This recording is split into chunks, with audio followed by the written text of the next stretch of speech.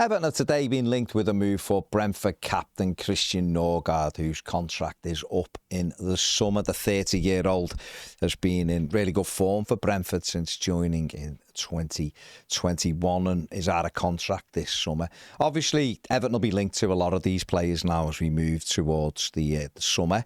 There's players out of contract at Everton, and David Moyes has got a decision to make on those players, and obviously having to bring in a lot of new players is always a tricky task. So I'm sure there'll be a blend. There'll be players with Premier League experience, and Everton are going to need to be as savvy as they can as well to bring so many players in. They'll have to stretch the budget a little bit, and maybe getting a few players who are out of contract as well to bolster that squad is something that David Moyes is looking at. Christian Norgard, Everton, keeping tabs on him at the moment, as well as one or two others. And again, not a name that is going to excite lots of Evertonians, but there will be a little bit of juggling around as you're trying to make that squad stronger and better. And we'll see whether there is anything in that, but I expect a lot of these links to come thick and fast as we move towards the end of the season.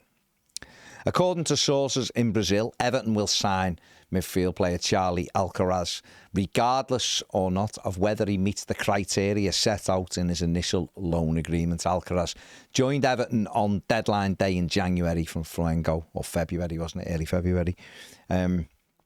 With a deal in place that if he played in 50% of the games, Everton would have an obligation to buy him. But according to the press out in Brazil today, Everton have given a clear indication that they want to sign Alcaraz anyway, regardless of what happens between now and then. He's looked quite good since coming in, that has to be said. He's had a couple of starts in there and impressed. He's already scored a goal and had an assist as well. And obviously started Everton's last match in a 1-1 draw against Brentford. So good, it's going well for him, the 22-year-old. Yeah, like I say, he's being impressive. He's still got a lot to learn, obviously settling into it as well and finding what his true position is, because he can play as a 10, he can play as an 8. He's had a little go out wide as well for Flamengo and Southampton. So, David Moyes, I'm sure, will like that flexibility, and hopefully he can continue to improve and make that move permanent. He said he wants to stay at Everton and will be doing everything he can. He did make a little bit of a mad comment, said he wants to carry on the legacy left by Strachwilesi and Funes Mori. So make of that what you will. I just took that to mean he'll work as hard as he can. And I like that about him. Everton are, in fact, flying home today from the warm weather training in the United Arab Emirates. David Moyes wanted to get the players away. 7 games unbeaten, a lot of games with such a thin squad at the moment in a short space of time. The Toffee's doing really well. Have moved 15 points clear of the relegation zone, of course, looking very close to safety now, if not safe at the moment. And face Wolves at Molineux on Saturday. David Moyes saw this as a great opportunity to get the players away.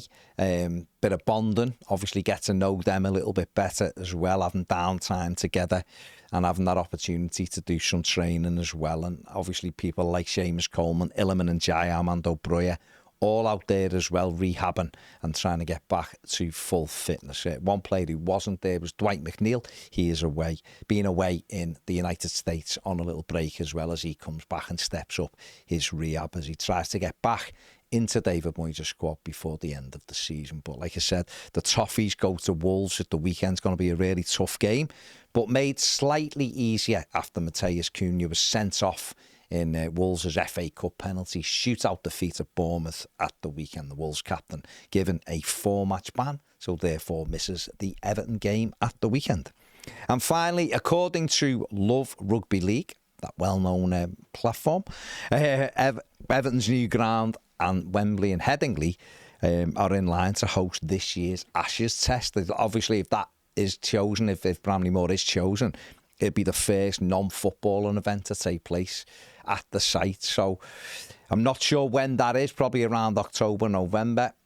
I'm not massively loving the fact he could go in and wreck the pitch. But hey-ho, it's to be expected. Obviously, it's a way of making more money and attracting other events to the stadium. And that's exactly what we want from it, don't we? We're looking to increase everything around the stadium. It all goes into PSR and everything else that goes with it. The commercial income and the revenue for being able to use the ground is what we've needed. It's what we want, and that is, quite a positive step, that.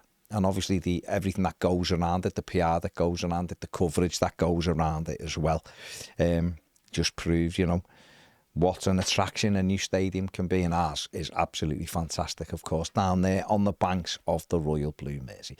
That is it. You're up to date with your news. Make sure you like, make sure you subscribe to the channel. Thanks for watching. See you later.